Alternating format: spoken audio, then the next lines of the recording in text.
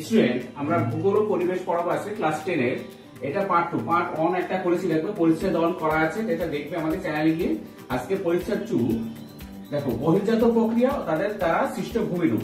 হিমবাহের বিভিন্ন কাজ দ্বারা সৃষ্ট ভূমিরূপ। আজকে হিমবাহ দেখো, সুপেয় জলের বৃহত্তম সঞ্চয় হিসেবে হিমবাহ। হিমবাহের প্রকারভেদ কি? তিনটে ভাগ আছে: মহাদেশীয় হিমবাহ, পার্বত্য বা উপত্যকা হিমবাহ, পাদদেশীয় হিমবাহ। এবার হিমশৈল কি, এটা একটা তোমাদের প্রশ্ন আসবে। ক্লেবাস বা তুষার ফাটল কি, ও বাসুন্ড কি, হিমরেখা কি, হিমবাহের কাজ কি, এটাই তোমাদের প্রশ্ন আসবে। দেখো, ক্ষয় সাধন, বহন আর অবক্ষয় প্রধানত তিনটে কাজ করে। আবার ক্ষয় সাধনের মধ্যে আবার উৎপাদন আর অবঘর্ষ পড়ছে। এটুকু লিখে নাও, তারপরে দিচ্ছি। এরপরে দেখো, হিমবাহ অধ্যুষিত উচ্চ পার্বত্য অঞ্চলে ক্ষয়কার্যের ফলে গঠিত ভূমিরূপ। একটা হচ্ছে করি বা সাপ, অ্যারেট, পিরামিড চূড়া, কর্তিত শৈলশিরা, ঝুলন্ত উপত্যকা, 6 ভি আকৃতির বা ইউ আকৃতির উপত্যকা, হিমদ্রোণী, রসে মাতানো, ক্লাকটেল আর ফিয়র্ড বা ফিয়ার। হিমবাহের অবক্ষয় বা সঞ্চয় কার্যের ফলে গঠিত ভূমিরূপ হচ্ছে গ্রাবরেখা, ড্রামলিং। এই চ্যাপ্টার থেকে কি প্রশ্ন করবে দেখো, রসে মাতানো ড্রামলিং এর মধ্যে পার্থক্য 1, 2 হচ্ছে হিমবাহের ক্ষয় কার্যের ফলে গঠিত ভূমিরূপ আলোচনা, এটা বড় প্রশ্ন। 3 হচ্ছে নদী উপত্যকা ও হিমবাহ উপত্যকার মধ্যে পার্থক্য। এই প্রশ্নগুলো পড়ো। এরপর আমি দেখো প্রশ্নগুলো পড়িয়ে দিচ্ছি, সমস্ত কিছু পড়িয়ে দিচ্ছি, সেটা মন দিয়ে শুনবে, তাহলে এই চ্যাপ্টার সম্পর্কে কোনো অসুবিধা থাকবে না। স্টুডেন্ট, বোর্ড থেকে তোমরা লিখে নিয়েছো। এবার দেখো, আমরা হিমবাহের বিভিন্ন কাজ দ্বারা সৃষ্ট ভূমিরূপ এটা আলোচনা করা যাবে। তুষার থেকে হিমবাহের জন্ম। পৃথিবীর যেসব শীতল অঞ্চলে খুব বেশি তুষারপাত হয়, সেই সব অঞ্চলে তুষার জমাট বেঁধে সৃষ্টি হয় তুষার ক্ষেত্রে। ক্রমাগত তুষারপাতের ফলে তুষার ক্ষেত্রের আয়তন বৃদ্ধি পেলে সৃষ্টি হয় হিমবাহ। আবার হিমবাহ থেকে সৃষ্টি হয়েছে নদী। এ দেখো হিমবাহ। ভূপৃষ্ঠের ঢাল ধরে মাধ্যাকর্ষণের টানে অতি ধীর গতি সম্পন্ন পুরু বরফের স্তরকে হিমবাহ বলে। প্রশ্ন আসবে, হিমবাহ কাকে বলে? হিমবাহকে বরফের নদীও বলা হয়। এবার দেখো, সুপেয় জলের বৃহত্তম সঞ্চয় হিসেবে হিমবাহ। পৃথিবীর মোট সঞ্চিত সুপেয় জলের মাত্র 0.3% হলো ভূপৃষ্ঠীয় জল, প্রায় 30% হলো ভৌম জল এবং বাকি মোটামুটি 70% হলো বরফ ও হিমবাহের স্তর। ভূপৃষ্ঠীয় জলের প্রায় 1% আমরা ব্যবহার করি। ব্যবহারিক দিক থেকে বরফ ও হিমবাহের গুরুত্ব না থাকলেও সুপেয় জলের সঞ্চয় হিসেবে এদের গুরুত্ব সবচেয়ে বেশি, কারণ পৃথিবীর অধিকাংশ নদ নদীর জলের প্রধান উৎস হলো বরফ গলা জল এবং এই জলই নদ নদীকে চিরপ্রবাহী করে রেখেছে। বর্তমানে পৃথিবীর স্থলভাগে 1.58 কোটি বর্গ কিলোমিটার অর্থাৎ প্রায় 10% বরফে ঢাকা। এর মধ্যে কুমেরু মহাদেশে ও গ্রিনল্যান্ডে সঞ্চিত বরফ ব্যতীত মাত্র 3% হিমবাহ পর্বত ও পর্বতের পাদদেশীয় অঞ্চলে জুড়ে আছে। এই সামান্য পরিমাণ বরফের গলা জলেই নদ নদী পুষ্ট হচ্ছে এবং এই পরিমাণ বরফই বায়ুমণ্ডলের স্বাদু জলের প্রধান উৎস। এছাড়া বরফ গলা জলের হ্রদ এবং ভৌম জলস্তরও অনেকাংশে সঞ্চিত হয়। অনুমান করা হয় যে প্রায় 70% সুপেয় জলের সঞ্চয় অ্যান্টার্কটিকার বরফের মধ্যেই আছে। এই মহাদেশের সব বরফ গলে গেলে পৃথিবীর সমুদ্রের জলতল 59 মিটারের বেশি বেড়ে যাবে। গ্রিনল্যান্ড ও আন্টার্কটিকায় যে পরিমাণ বরফ জমা আছে তা 3.25 কোটি ঘন কিলোমিটার জলের পরিমাণের সমান। যদি ভবিষ্যতে এসব বরফকে ব্যবহার করা সম্ভব হয়, তাহলে সুপেয় জলের সঞ্চয়ের পরিমাণ কল্পনাতীত হবে। হিমবাহের প্রকারভেদ দেখো। হিমবাহ বিশারদ বিজ্ঞানী অ্যালম্যান অবস্থান অনুসারে হিমবাহকে 3 ভাগে ভাগ করেছেন। যাতে 1 মহাদেশীয় হিমবাহ, সেটা কি? মহাদেশের বিস্তীর্ণ অঞ্চল জুড়ে যখন হিমবাহ অবস্থান করে তখন তাকে মহাদেশী হিমবাহ বলে। কুমেরু মহাদেশে লাম্বার্ট হিমবাহ পৃথিবীর দীর্ঘতম মহাদেশীয় হিমবাহ। প্রশ্ন আসতে পারে, পৃথিবীর দীর্ঘতম মহাদেশীয় হিমবাহ কোনটা? কুমেরু মহাদেশের লাম্বার্ট হিমবাহ। পার্বত্য বা উপত্যকা হিমবাহ। পর্বতের উচ্চ অংশে জমাট বাঁধা তুষার পৃথিবীর মাধ্যাকর্ষণ শক্তির প্রভাবে পর্বতের ঢাল বরাবর নিচের দিকে প্রবাহিত হলে তাকে পার্বত্য বা উপত্যকা হিমবাহ বলে। আলাস্কার হাওয়ার্ড 2 কিলোমিটার চওড়া, 100 মিটার পুরু, পৃথিবীর বৃহত্তম উপত্যকা হিমবাহ। কারাকোরাম পর্বতের সিয়াচেন হিমবাহটি ভারতের দীর্ঘতম উপত্যকা হিমবাহ। তাহলে ভারতের দীর্ঘতম উপত্যকা হিমবাহ কোনটা? কারাকোরাম পর্বতের সিয়াচেন হিমবাহটি ভারতের দীর্ঘতম উপত্যকা হিমবাহ। এবার দেখো পাদদেশীয় হিমবাহ। উপত্যকা হিমবাহ যখন নিচে নামতে নামতে পর্বতের পাদদেশে বিস্তৃত হয় তখন তাকে পাদদেশীয় হিমবাহ বলে। পাদদেশীয় হিমবাহের অগ্রভাগটি প্রস্থে বিস্তৃত হয়, একে বরফের লোভ বলে। আলাস্কার ম্যালাস্পিনা 65 কিলোমিটার চওড়া এবং 45 কিলোমিটার লম্বা, পৃথিবীর বৃহত্তম পাদদেশীয় হিমবাহ। পৃথিবীর দ্রুততম হিমবাহ জ্যাকব সাভো ইসব্রে, এটি প্রতিদিন প্রায় 40 মিটার পথ প্রবাহিত হয়। কি নাম? Jacob Tsavo ইসব্রে। হিমশৈল দেখো, মহাদেশীয় হিমবাহ বিস্তৃত হয়ে সমুদ্রের নিকট চলে এলে সমুদ্রের স্রোত ও তরঙ্গের ধাক্কায় হিমবাহের প্রান্তভাগ ভেঙে গিয়ে জলে ভাসতে থাকে। সমুদ্র জলে ভাসমান বরফের স্তূপকে হিমশৈল বলে। এর মাত্র 9 ভাগের 1 অংশ জলের উপরে ভেসে থাকে, বাকি 9 ভাগের 8 অংশ জলের নিচে থাকে। এই হিমশৈল জাহাজের পক্ষে বিপজ্জনক। 1912 সালে বিখ্যাত টাইটানিক জাহাজ হিমশৈলের আঘাতে ডুবে যায়, কারণ এটা উপর থেকে দেখাই যায় না। ক্লেভাস, তুষার ফাটল ও বার্কসুল। উত্তল ঢালযুক্ত পর্বতগাছের উপর দিয়ে প্রবাহিত হিমবাহের পৃষ্ঠদেশে পাশাপাশি সমান্তরাল ও আড়াআড়ি অসংখ্য ফাটলকে একত্রে বলে ক্লেভাস। অসম ঢালের উপর দিয়ে বয়ে যাওয়ার সময় হিমবাহে ক্লেভাস তৈরি হয়। ক্লেভাসগুলি কয়েক মিটার থেকে কয়েক হাজার মিটার লম্বা এবং কয়েক মিলিমিটার থেকে কয়েক শত মিটার চওড়া হয়। উঁচু পর্বত থেকে উপত্যকার সার্ক বা করি মধ্য দিয়ে হিমবাহ নামার সময় পর্বতগাত্র এবং হিমবাহের মধ্যে যে সংকীর্ণ ফাঁক সৃষ্টি হয় তাকে বার্কসুন্ড বলে। এই ফাঁক হিমবাহের পাদদেশ থেকে তলদেশ পর্যন্ত বিস্তৃত থাকে। উদাহরণ, হিমালয় পর্বতের গঙ্গোত্রী ও জেমু হিমবাহে ক্লেভাস ও বার্কসুন্ড দেখা যায়। এগুলো তোমাদের বইতে একটু পড়ার সময় দেখে নেবে, মিলিয়ে নেবে, বইতে ছবিগুলো একটু দেখে নেবে। ক্লেভাস ও বার্কসুন্ড উভয় হালকা তুষার দিয়ে ঢাকা থাকলে এদের অবস্থান সহজে বোঝা যায় না, তাই পর্বতারোহীদের কাছে এটি বিপজ্জনক ও কষ্টকর। এর মধ্যে পড়ে গেলে বাঁচার আশা প্রায় থাকে না। হিমানি সম্প্রপাত কি জিনিস? পার্বত্য অঞ্চলে কখনো কখনো হিমবাহ থেকে বরফের বিশাল চাই ভাঙতে ভাঙতে প্রচন্ড বেগে সশব্দে নিচের দিকে নামতে থাকে। একে হিমানি সম্প্রপাত বলে। হিমানি সম্প্রপাতে ভূমিকম্প অনুভূত হয় এবং গাছপালা ঘরবাড়ি চাপা পড়ে যায়। অনেক সময় এর ফলে পর্বতারোহীরা মৃত্যুর মুখে পড়ে। হিমরেখা কি জিনিস? পর্বতের উঁচু অংশে বা মেরু অঞ্চলে যে সীমারেখার উপর সারা বছর তুষার জমে থাকে, কখনো গলে না, কিংবা যে রেখার নিচে বরফ গলে জলে পরিণত হয় তাকে হিমশৈল বলে। স্নো লাইন, হিমশৈল বা এই হিমশৈল বলছি, হিমরেখা স্নো লাইন বলে। হিমরেখার অবস্থান নির্ভর করে প্রধানত সেই স্থানের এক উষ্ণতা, উচ্চতা, অক্ষাংশ, বায়ুপ্রবাহ, বায়ুমণ্ডলের জলীয়বাষ্পের পরিমাণ প্রভৃতি বিষয়ের উপর। এইসব কারণেই হিমালয় পর্বতের দক্ষিণাংশে হিমরেখার উচ্চতা বেশি, প্রায় 6000 মিটার, আর উত্তরাংশে কম, প্রায় 4000 মিটার। মেরু অঞ্চলে হিমরেখা প্রায় সমুদ্র পৃষ্ঠের উচ্চতায় অবস্থান করে। এবার দেখো হিমবাহের কাজ কি। নদীর মতো হিমবাহ ক্ষয়সাধন, বহন এবং অবক্ষেপণ এই 3 প্রক্রিয়ায় কাজ করে থাকে। ক্ষয়সাধন, হিমবাহ যে 2টি প্রক্রিয়ায় ক্ষয়সাধন করে সেগুলো হলো উৎপাটন আর একটা হচ্ছে অবঘর্ষ। উৎপাটন কি জিনিস? গতিশীল হিমবাহের চাপে যখন পর্বতের গা থেকে পাথর খুলে যায় তাকে তখন উৎপাটন বা প্লাকিং বলে। অবঘর্ষ, প্রবাহমান হিমবাহের মধ্যে যেসব পাথরের টুকরো থাকে সেগুলোর সঙ্গে পর্বতের সংঘর্ষে পাহাড়ের গা কিংবা হিমবাহ উপত্যকা ক্রমশ ক্ষয়ে গিয়ে মসৃণ হলে তাকে অবঘর্ষ বলে। বহন, উৎপাটন অবঘর্ষ পদ্ধতিতে উৎপন্ন মসৃণ ও চূর্ণ পাথরগুলি হিমবাহের সাথে পরিবাহিত হয়, এই প্রক্রিয়াকে বহন বলে। এরপরে অবক্ষেপণ দেখো। হিমবাহের গতিপথের ঢালের পরিবর্তন হলে হিমবাহ তার সঙ্গে বাহিত কিছু পদার্থ সঞ্চয় করে, তবে পর্বতের পাদদেশে হিমবাহ গলে গেলে সেই অংশে বেশি পরিমাণে বাহিত পদার্থের সঞ্চয় ঘটে, একে অবক্ষেপণ বলে। এবার দেখো হিমবাহ অধ্যুষিত উচ্চ পার্বত্য অঞ্চলে ক্ষয়কার্যের ফলে গঠিত ভূমিরূপ। একটা হচ্ছে করি বা সার।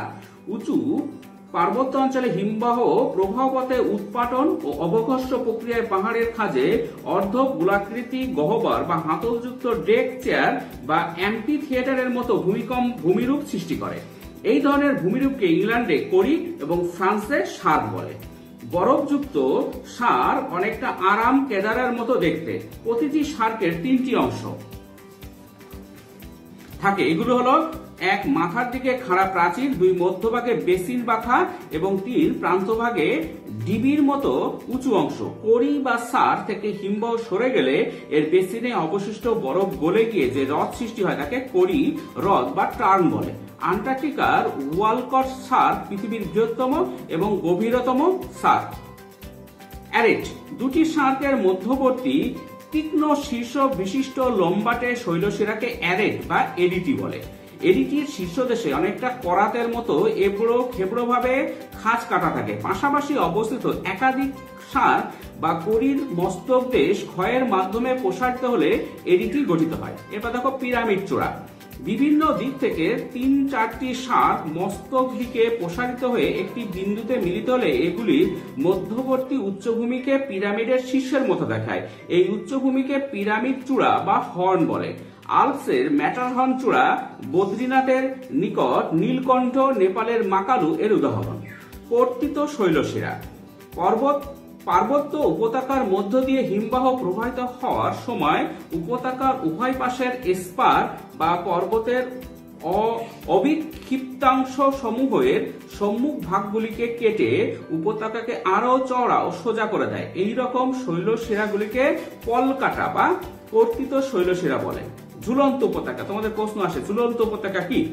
অনেক সময় প্রধান হিমবাহের উপত্যকার সাথে দুদিক থেকে বহু উপহিমবাহ এসে উপনদীর মতো মিলিত হয়। মূল হিমবাহের ক্ষয় ক্ষমতা বেশি হয়, এই উপত্যকা বেশি গভীর হয়। অন্যদিকে উপহিমবাহের উপত্যকার গভীরতা মূল উপত্যকার চেয়ে অনেক কম, ফলে উপহিমবাহ উপত্যকা অনেকটা উঁচুতে অবস্থান করে। হিমবাহ অপসারিত হলে এই অগভীর খাতগুলোকে দেখে মনে হয় যে এগুলি মূল হিমবাহ খাতের দুধারে ঝুলন্ত অবস্থায় আছে। একে ঝুলন্ত উপত্যকা বলে।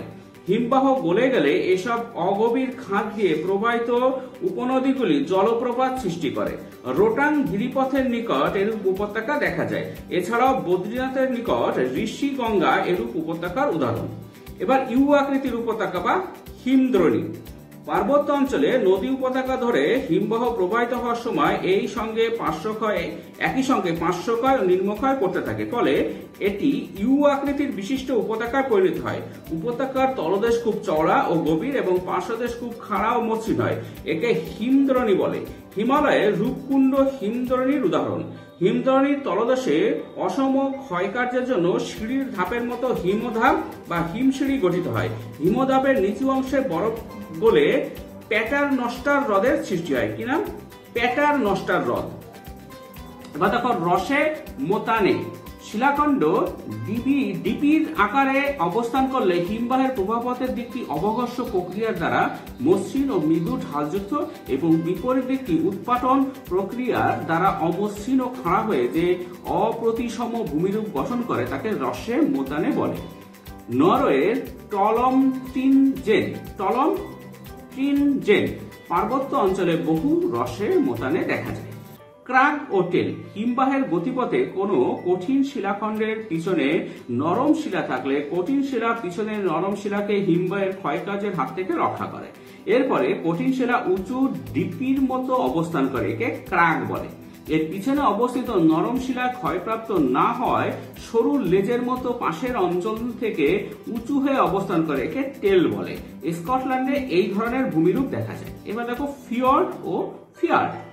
উচ্চ অক্ষাংশে সমুদ্র উপকূল সংলগ্ন পার্বত্য ভূমিতে হিমবাহের ক্ষয়কার্যের ফলে সৃষ্টি হওয়া আংশিক জলমগ্ন উপত্যকা হিমবাহ উপত্যকাকে ফিয়র্ড বলে।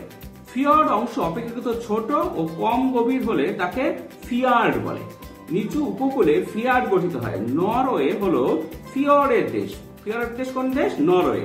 অপরদিকে সুইডেনে ফিয়র্ড অপেক্ষা ফিয়ার্ডের সংখ্যা বেশি।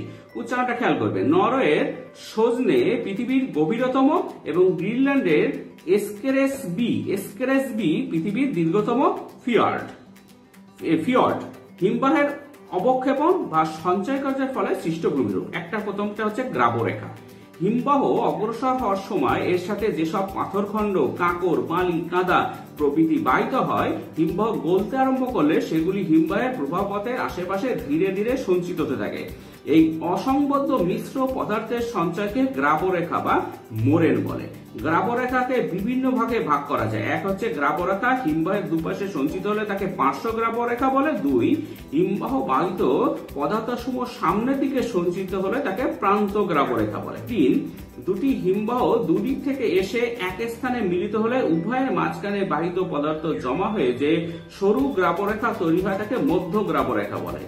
4, হিমবাহের নিচে অর্থাৎ ভূমিতে ক্ষয়জাত বা বাহিত পদার্থ সঞ্চিত হয়ে যে গ্রাবরেখা তৈরি হয় তাকে ভূমি গ্রাবরেখা বলে। উত্তর পশ্চিম ইউরোপ, পোল্যান্ড, ফিনল্যান্ড, নরওয়ে, সুইডেনের দক্ষিণাংশে এবং কানাডায় যথেষ্ট সংখ্যক গ্রাবরেখা দেখতে পাওয়া যায়। ড্রামলিন। প্রশ্ন আসবে ড্রামলিন কি? হিমবাহ বাহিত পাথরখণ্ড, নুড়ি, কাঁকড়, বালি, কাদা একত্রে এমন ভাবে সারিবদ্ধ টিলার আকারে সঞ্চিত হয় সেগুলিকে দেখতে উল্টানো নৌকা বা চামচের মতো লম্বাটে উপবৃত্তাকার হয়। এই রকম ভূমিরূপকে ড্রামলিন বলা হয়। বৈশিষ্ট্য: 1. ড্রামলিনের উচ্চতা 6 মিটার থেকে 60 মিটার পর্যন্ত হয় এবং দৈর্ঘ্যে 2 থেকে 3 মিটার পর্যন্ত হয়। ড্রামলিনের পৃষ্ঠদেশ মসৃণ এবং ডিম্বাকৃতির হয়। 3. ড্রামলিনের অংশে হিমবাহ প্রবাহের দিক অমসৃণ এবং এর উল্টো দিক মসৃণ হয়। 4. অসংখ্য ড্রামলিন একসঙ্গে থাকলে তাকে ডিম ভর্তি ঝুড়ির মতো লাগে, তাই একে ডিমের ঝুড়ি ভূমিরূপ। বাস্কেট অফ এগ টোপোগ্রাফি বলে। আমেরিকার উত্তরাঞ্চল, উত্তর আয়ারল্যান্ড প্রভৃতি স্থানে ড্রামলিন দেখা যায়। এবার তোমাদের প্রশ্ন একটা আসবে, রসে মোতানে ও ড্রামলিনের মধ্যে পার্থক্য কি? 1. রসে মোতানো হলো হিমবাহের ক্ষয়কার্যের ফলে সৃষ্টি ডিপির মতো ভূমিরূপ এবং ড্রামলিন হলো হিমবাহের সঞ্চয় কার্যের ফলে সৃষ্ট উল্টানো নৌকার মতো ভূমিরূপ। 2.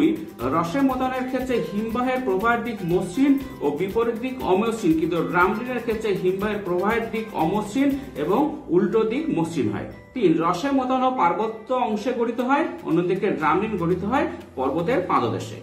এবার তোমাদের আরেকটা আছে, হিমবাহ ও জলধারার সম্মিলিত অবক্ষেপণ বা সঞ্চয় কার্যের ফলে গঠিত ভূমিরূপ। নিম্নভূমিতে হিমবাহ প্রধানত অবক্ষেপণ বা সঞ্চয় কার্য করে থাকে। হিমরেখার নিচে হিমবাহ গলে গিয়ে ছোট ছোট অসংখ্য অস্থায়ী জলধারার সৃষ্টি করে। এই সমস্ত জলধারা হিমবাহ সঞ্চিত পদার্থকে অনেক দূর পর্যন্ত বয়ে নিয়ে গিয়ে দূরবর্তী স্থানগুলিতে জমা করে। একে হিমবাহ ও জলধারার মিলিত সঞ্চয় কার্য বলে। এর ফলে গড়ে ওঠা উল্লেখযোগ্য ভূমিরূপগুলি হলো: 1 হচ্ছে কেম, এস্কার, বহির্বিধৌত সমভূমি, কেটল। প্রথমে দেখো কেম। হিমবাহ অধ্যুষিত পর্বতের পাদদেশে হিমবাহ গলা জলে বাহিত কাদা, বালি, কাঁকড় ইত্যাদি স্তূপাকারে সঞ্চিত হয়ে যে ত্রিকোণাকার বদ্বীপের মতো ভূমিরূপের সৃষ্টি হয় তাকে কেম বলে। এই কেম হিমবাহ উপত্যকার উভয় পার্শ্বে গঠিত হলে তাকে কেম সোপান বলে। ব্রিটিশ দ্বীপপুঞ্জের নরফোকে গ্লাভিয়ান উপত্যকায় কেম সৃষ্টি হয়েছে। এস্কার পর্বতের পাদদেশে হিমবাহ গলা জলে বাহিত গোলাকার নুড়ি, বোল্ডার ও মোটা বালুরাশি স্তরে স্তরে সঞ্চিত হয়েছে আঁকাবাঁকা শৈলশিরার মতো ভূমিরূপ গঠন করে তাকে এস্কার বলে। দৈর্ঘ্য, প্রস্থ, উচ্চতায় এস্কার যথাক্রমে 400 কিলোমিটার, 3 কিলোমিটার ও 200 মিটার পর্যন্ত হয়। ফিনল্যান্ড, সুইডেন প্রভৃতি দেশে এস্কার দেখা যায়। এবার দেখো বহির্বিধৌত সমভূমি।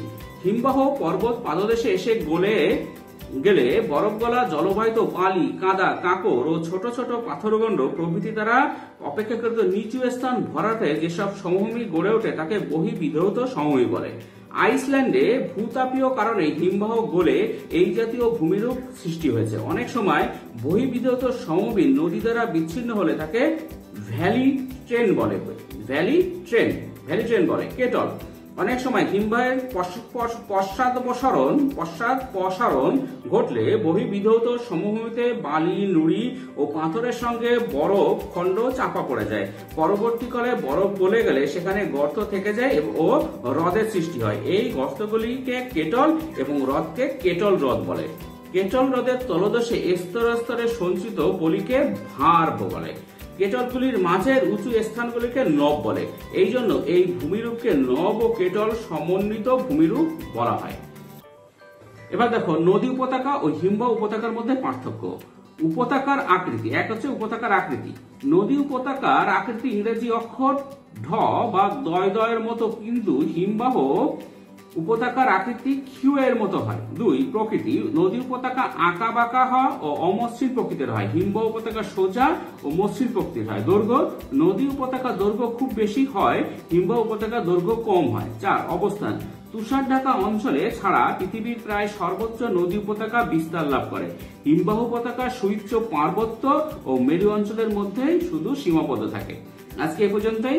নেক্সট ভিডিও দেখা হবে। তার আগে বলি, আমরা পরপর ভূগোলগুলো করছি, তোমরা এগুলো দেখবে। ডিবি চ্যানেল অবশ্যই সাবস্ক্রাইব করে নেবে, তাহলে তোমরা ভিডিওগুলো খুঁজে পাবে। Thank you very much for watching.